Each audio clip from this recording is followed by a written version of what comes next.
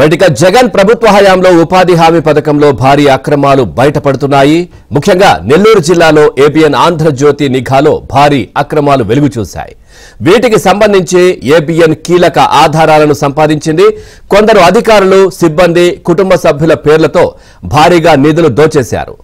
ఎన్ఆర్ఐల పేర్లతోనూ job కార్డులు జారీ చేశారు.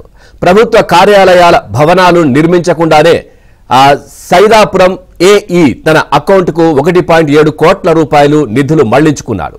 ఇప్పుడు ఆయనకే గూడూరు ఇన్ఛార్జ్ డీఈగా బాధ్యతలు అప్పగించారు. అనంతర సాగరంలో తండ్రికి బదులు కుమారుడు విధులు నిర్వహించాడు.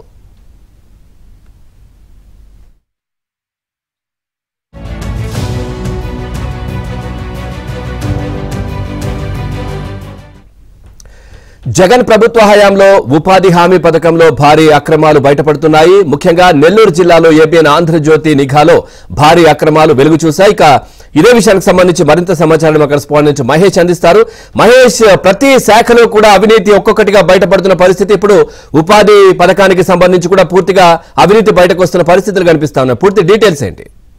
యాక్చువల్గా ఎన్ఆర్ఈజీఎస్ అనే పథకం, ఉపాధి హామీ పథకం, పేద నిరుపేద కూలీలు ఆకలితో అలమటించకూడదని చెప్పి కేంద్ర ప్రభుత్వ నిధులు అలాగే రాష్ట్ర ప్రభుత్వం కొంతమేర నిధులు ఇచ్చి ఈ పథకాన్ని అమలు చేస్తున్నాయి. అయితే ఈ ఉపాధి హామీ పనులకు సంబంధించి నెల్లూరు జిల్లాలో భారీ కుంభకోణం చోటు చేసుకుంది.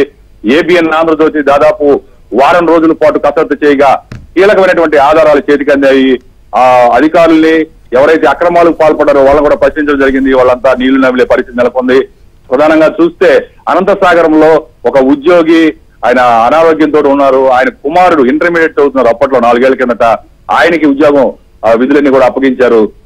దాదాపు కోట్ల రూపాయల ఆ ప్రాంతంలో సోహాయి ఇటీవల సోషల్ ఆడిట్ లో కూడా బయటపడ్డాయి. కానీ అతని మీద ఇప్పటి వరకు కూడా చర్యలు తీసుకున్నటువంటి పరిస్థితి లేదు. సైదాపురంలో అయితే ఒక ఏఈ ఏకంగా తన బ్యాంకు ఖాతాకే నిధులన్నీ కూడా మళ్లించుకున్నారు. అక్కడ కొన్ని ప్రభుత్వ భవనాలు నిర్మించేందుకు ఎన్ఆర్ఈజీఎస్ నిధులు కేటాయించడం జరిగింది. వాటిల్లో 1,70,00,000 దాకా ఆయన కనీసం ఆ భవనాలు పునాదులు కూడా పూర్తి కాలేదు. ₹1,70,00,000 వరకు ఆ నిధులన్నీ కూడా తన ఖాతాకి మళ్లించుకున్నారు. అధికారులు అతనికే మళ్లీ గూడూరు ఇన్ఛార్జ్ డీఈగా బాధ్యతలు కూడా ఇవ్వటం తీవ్ర విమర్శలకు తావిస్తున్నటువంటి పరిస్థితి. కలువాయి మండలం చిన్నగోపవరం ఒక చిన్న గ్రామం ఇది. ఇక్కడ ఎన్ఆర్ఐలు చాలా మంది ఎన్ఆర్ఐలు ఉన్నారు. వాళ్ళంతా కూడా విదేశాల్లో సెటిల్ అయ్యారు. అయితే ఆ విదేశాల్లో సెటిల్ అయినటువంటి వాళ్ళ పేర్లతోటి దాదాపు 24 లక్షల రూపాయలు దోచేసినటువంటి పరిస్థితి ఉంది. అలాగే ముంబై, హైదరాబాద్, చెన్నై వంటి ప్రాంతాలకి చాలా మంది వలస కూలీలు వెళ్తుంటారు. వాళ్ళంతా కూడా ఎస్సీలు, బీసీలు ఎక్కువగా ఉన్నారు. వాళ్ళ పేర్లతో కూడా పెద్ద ఎత్తున నిధులు డ్రా చేసినట్టుగా చేశారు. అలాగే జలదంకి మండలంలో అయితే జలదంకి కావలి ప్రాంతంలో అయితే అక్రమాలు అన్ని కావు. ఏపీఓ నక్కా శ్యామల తన తండ్రి పేరుతోటి ఒక జాబ్ కార్డు సృష్టించుకుంది. డబుల్ మాస్టర్ల తోటి, ఒక మాస్టర్ కాదు, డబుల్ మాస్టర్ల తోటి అక్కడ నిధులన్నీ కూడా సోహా చేసినటువంటి పరిస్థితి. కమ్మవారిపాలెంలో సీనియర్ మేస్త్రి వెంకయ్య ఉన్నారు. ఆయన తన పేరు మీద అలాగే ఆయన భార్య, కుమారుడు, కుమార్తె పేరు మీద కూడా జాబ్ కార్డులు సృష్టించుకొని నిధులు సోహా చేశారు. క్యామదల్ అనే గ్రామంలో కూడా గ్రామ తలారి ఆయన పేరు మీద, ఆయన భార్య పేరు మీద జాబ్ కార్డులు సృష్టించుకున్నారు. ఇవన్నీ కూడా ఏబిఎన్ నిఘాలో బట్టబయలయ్యాయి. అలాగే కావలి ప్రాంతంలో బీపీటీగా శివయ్య అని అతను పనిచేస్తున్నారు. ఆయన భార్య అక్కడ అదే ప్రాంతంలో అంటే కావల్లో పట్టణంలో ఒక నర్సుగా పనిచేస్తున్నారు, హెడ్ నర్సుగా. ఆమె పేరు మీద అంటే వాళ్ళ రూరల్ ప్రాంతంలో రాజువారి చింతలపాలెం గ్రామంలో ఉపాధి హామీ జాబ్ కార్డు సృష్టించి ఆమె పేరు మీద కూడా నిధులు డ్రా చేసుకున్నారు. చివరికి ఈ ఎన్ఆర్ఈఎస్ ఎలా తయారైందంటే ఆ కావల్లో అటెండర్ గా పనిచేసే చామంతి, ఆమె సైతం నిధులు స్వాహా చేసినటువంటి పరిస్థితి. ఆమె తన అత్తగారికి కావల్లో రేషన్ కార్డు ఉంది. లింగరాజ అగ్రహారం, జల్లంకి మండలం లింగరాజ అగ్రహారంలో పింఛన్ తీసుకుంటున్నారు ప్రతి నెల. కానీ కావలి మండలం ఆముదాల దిన్నెలో ఆమె అంటే నడిచే పరిస్థితి కూడా కాదు, కానీ ఆముదాల దిన్నె అనే గ్రామంలో రోజు ఉపాధి హామీ కూలీ పని చేసినట్లుగా సృష్టించి నిధులు సోహా చేశారు.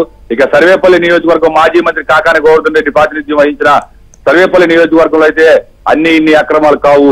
కోట్లాది రూపాయలు ఎన్ఆర్ఈజీఎస్ నిధుల్ని ఇరిగేషన్ వైపు మళ్లీ ఇచ్చారు. చెరువులు పూడికలు తీసినట్లుగా, రోడ్లు వేసినట్లుగా, రైతులు వేసుకున్న రోడ్లకు సైతం ఈ ఉపాధి హామీ నిధుల్ని సోహా చేసినటువంటి పరిస్థితి.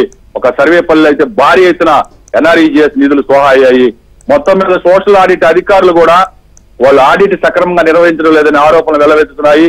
ఏ ప్రాంతానికి వెళ్ళినా, నెల్లూరు జిల్లాలో ఏ గ్రామానికి వెళ్ళినా కూడా ఉపాధి హామీలో భారీ అక్రమాలు చోటు చేసుకున్న పరిస్థితి. ఆ స్థానికులు గ్రామీణ ప్రజలైతే ఒక్క రూపాయి మా చేతికి అందట్లేదు, మాకు సరిగా పని కల్పించట్లేదు ఆవేదన వ్యక్తం చేస్తున్నాను.